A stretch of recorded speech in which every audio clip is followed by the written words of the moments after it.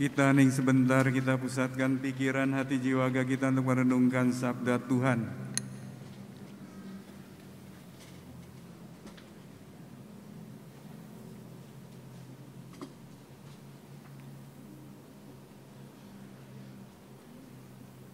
Saudara-saudari yang terkasih, apa kabar? Baik dan luar biasa. Kayaknya kinclong semuanya nih, bersinar, bling-bling kata gitu ya biasanya. Sungguh luar biasa. Sebelum saya mulai homili saya mau tanya-tanya dulu boleh ya? Saya biasa bertanya, kira-kira ingat gak apa yang dinasihatkan orang tua ya untuk kehidupan kita sebagai anaknya atau sebagai apa? Saya ingat dengan orang tua saya. Kira-kira apa nasihat atau kata ya apalah ya supaya filosofi hidup atau apa yang diberikan orang tua kita pada kita? Masih ingat gak? Kalau nggak ingat keterlaluan. Ada yang manggut-manggut. Yang manggut ngomong coba. Kira-kira apa? Yang menjadi pegangan hidup kita juga. Orang tua kan menasehati, mewariskan kata-kata yang bijak itu untuk kita. Masih ingat? Apa kira-kira? Kurang keras.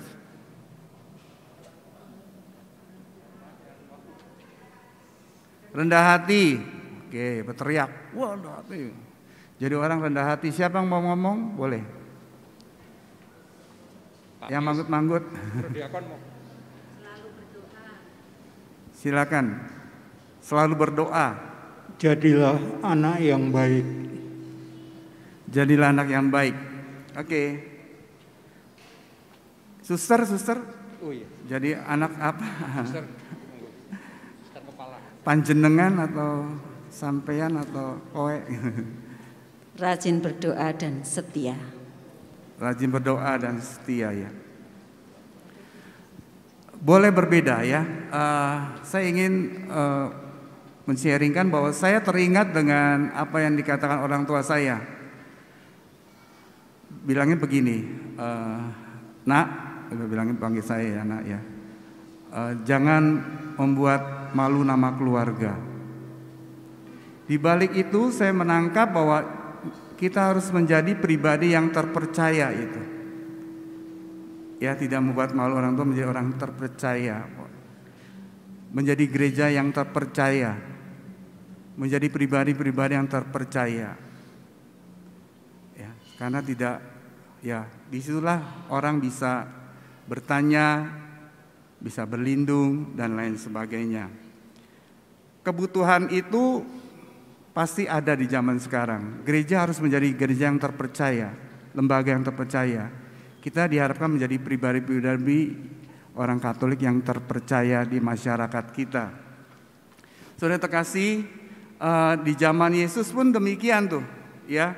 Tadi konteks Injil tadi memang sangat jelas bahwa dibutuhkan, ya, dirasakan makin dibutuhkan itu bagaimana setiap orang ingin mempercayakan diri pada lembaga, pada seseorang, pada orang tuanya dan sebagainya.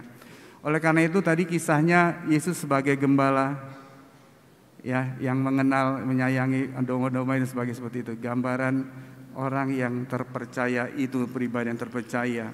Karena di zaman itu pun sama, banyak orang yang diberikan kepercayaan untuk mengurus umatnya atau jemaatnya atau apapun namanya itu ya, mereka kurang mempertanggungjawabkan itu semua, tidak bisa mengurus mereka dengan baik. Apalagi di zaman sekarang itu lebih lagi, di zaman dulu aja butuh ya banyak info-info atau informasi-informasi dan data-data yang tidak tahu juntrungannya dari mana asalnya.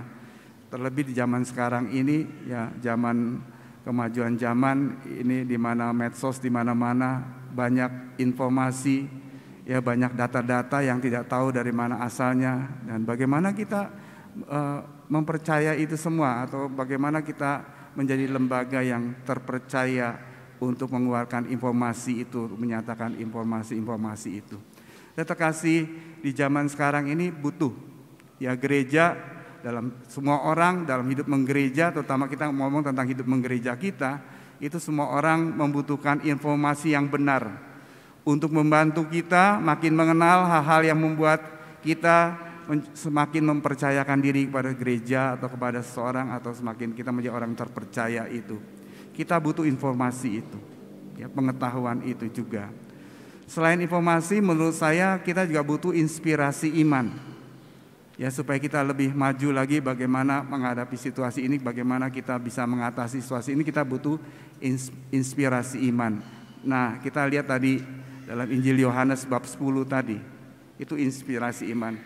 Selain informasi, inspirasi iman, kita juga membutuhkan keterampilan diskresi, keterampilan untuk memilih. Oleh karena itu nanti dibahas selanjutnya.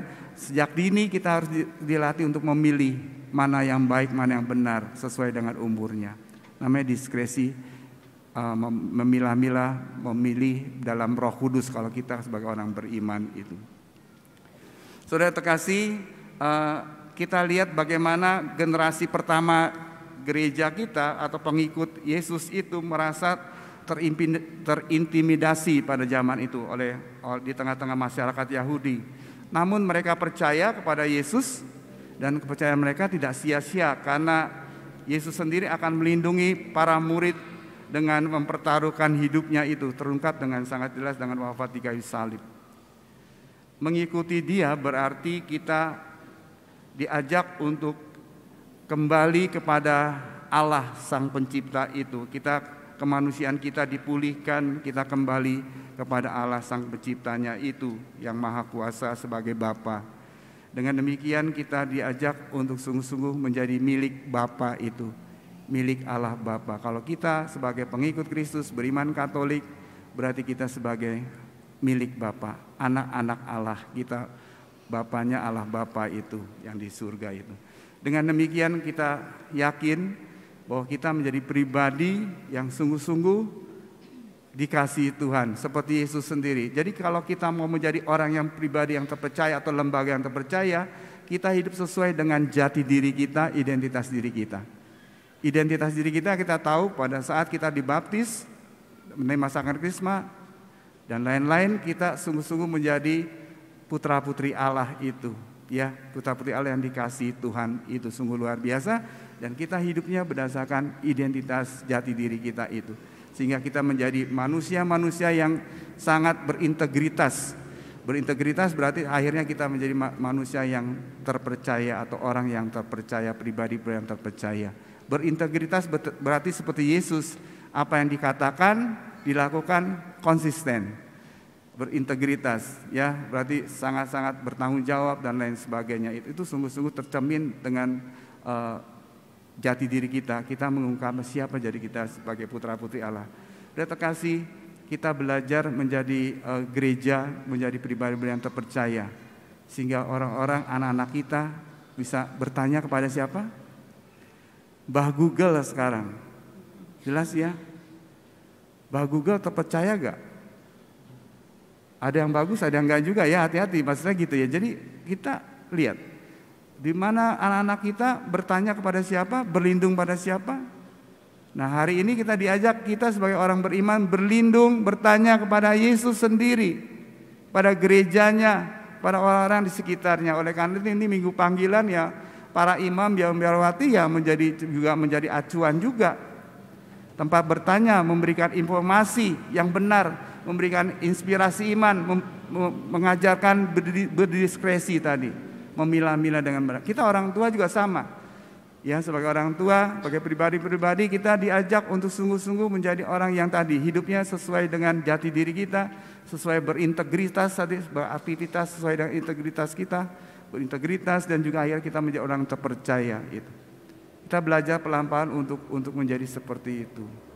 Ya, oleh karena itu kita belajar dari Yesus sendiri.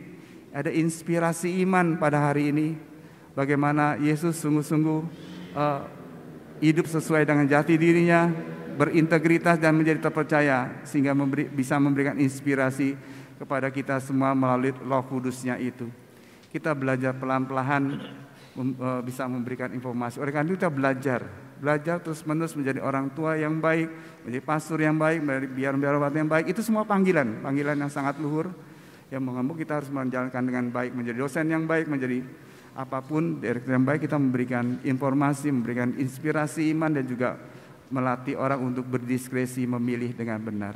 Ya, pelan-pelan kita teringat kita kalau kita merasa lemah, ya kita belajar terus-menerus, nggak ada yang selesai. Kita memberikan nasihat atau kata-kata bijak kepada anak kita, dia ingat dan dia bisa melaksanakan sepanjang hidupnya menjadi orang yang terpercaya. Ya, itu yang semua saya sampaikan. Semoga di hari ini hari yang membahagiakan, terjadi pergantian pastor kepala dan sebagainya. Ya, pastor kepala menjadi gembala yang baik dan murah hati, yang bisa memberikan informasi yang benar, bisa ya memberikan inspirasi iman, bisa juga melatih umat untuk berdiskresi atau mengambil keputusan, ya, mengambil keputusan mana yang baik, mana yang benar dalam roh itu, sehingga semuanya berjalan dengan baik, dan akhirnya mereka menjadi orang yang terpercaya dan hidupnya pasti bahagia. Menjadi orang yang terpercaya itu sangat luar biasa, ya, menjadi orang hebat, dan banyak orang dan juga masyarakat tergantung, artinya mempercayakan diri kepada orang itu, sehingga orang itu menjadi sungguh-sungguh menjadi saksi Kristus, menjadi orang yang menjadi pembawa damai dan lain sebagainya di dunia ini, sehingga semuanya mengalami damai sejahtera Tuhan. Itu yang mau saya sampaikan. Inspirasi imannya ada di kitab suci. Oleh karena itu informasi ada di mana-mana, ya, bisa Google segala bisa, siapapun bisa kita ini, tapi kita harus benar-benar harus bertanya kepada yang lain, mengkonfirmasi, yang mendiskusikan apakah informasi itu benar atau tidak. Ya, setelah itu kita dapat inspirasi iman juga. Bagaimana dalam situasi pandemi, situasi zaman modern semacam ini, dengan kemajuan zaman, dengan metaverse dan sebagainya, itu sungguh luar biasa kemajuan zaman. Bagaimana kita berselancar, kita harus dapat inspirasi iman yang kita dapat dalam gereja kita. Ya, maksud saya itu dalam gereja, ekaristi, kita dapat inspirasi iman, dapat kekuatan iman, dapat kekuatan dari tubuh dan darah Kristus dengan firman-Nya dan sebagainya. Kita bisa melihat itu semua dengan sangat luar biasa. Pelan-pelan kita belajar itu, dan akhirnya kita mengajak anak-anak kita melatih diri untuk diskresi. Maka itu saya bilang sekolah Katolik yang bagus adalah sekolah yang mengajar anak-anaknya berdiskresi sejak semula. Ya, memilah-milah mana yang baik, mana yang benar dalam roh itu. Ya, memilih baju juga biarkan mereka memilih baju dengan sendiri. Tapi konsekuensinya kalau memilih harus ada konsekuensi, dipakai baju itu. Jelas sesuai dengan umurnya dan sebagainya. Nanti kita belajar pelan-pelan. Itu sebenarnya gereja kita sangat luar biasa, ya, ada seksi SKK macam-macam. Pokoknya maksimalkan segala apa yang ada di gereja kita, sehingga gereja kita menjadi gereja lembaga yang terpercaya, menjadi pusat informasi, menjadi pusat sumber inspirasi iman, dan juga bagaimana mereka menjadi pusat atau sumber untuk keterampilan diskresi itu. Itu ciri khas gereja Katolik menurut saya itu. Semoga kita bisa menjadi orang gereja yang terpercaya, menjadi pribadi-pribadi yang terpercaya. Saya yakin bisa, karena Anda punya Roh Kudus itu. Ya, kita dibaptis dalam Bapa dan Putra dan Roh Kudus, dan mengalami kepenuhan Roh Kudus pada saat kita menerima sakramen Krisma itu. Jangan sia-siakan Roh Kudus yang ada dalam dirimu. Jangan pakai roh kudanya. Akhirnya ada sekali Roh Kudus, ada roh kuda tuh yang milih-milih salah terus gitu ya. Kalau yang pilih dengan Roh Kudus pasti benar, dan pasti kita semakin maju, semakin hebat. Jadilah pribadi-pribadi yang terpercaya, yang mempercayakan dirinya kepada Tuhan Yesus Sang Gembala baik itu. Ya, contohnya para imam biarawati mempercayakan diri sepenuhnya kepada Tuhan Yesus Kristus Sang Gembala baik.